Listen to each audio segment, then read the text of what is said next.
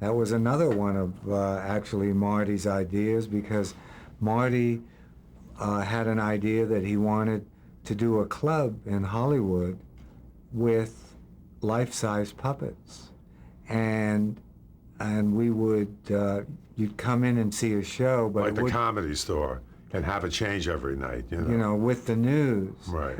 and that's where that whole idea came from. Then we were in Maui. We had a house in Maui at the time. That's when we had a few dollars. So we used to go to Maui once in a while. And we had these syndicators come by, Len Koch from Syndicast. And he was on his way back from Australia. And he stopped at our house, and I told him what, I think I was, were you, I don't think you were there. And we told him what the idea was. He says, okay, I'll give you $350,000 to do a pilot. So we did the pilot of DC Follies. That was the only syndicated show we had done. And I think it's the only one we've done to date. We took it to NAPTY, which is where you sell shows.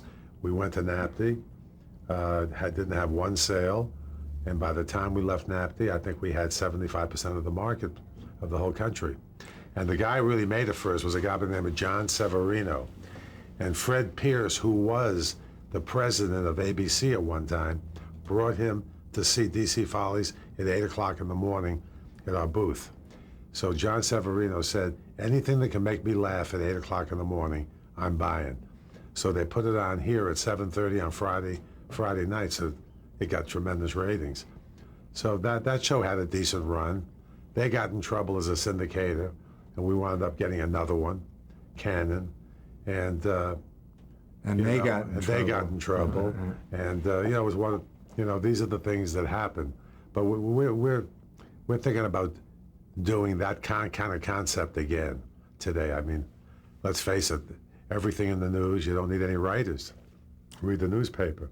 These were life-size with, they were pretty unusual. They were real size. We had 150 or more characters. If you got in the news, 2 days later, we had a puppet of you. Right. In fact, I don't know if you can see that we have two of them behind. You might recognize the two behind us. Marty and Sid.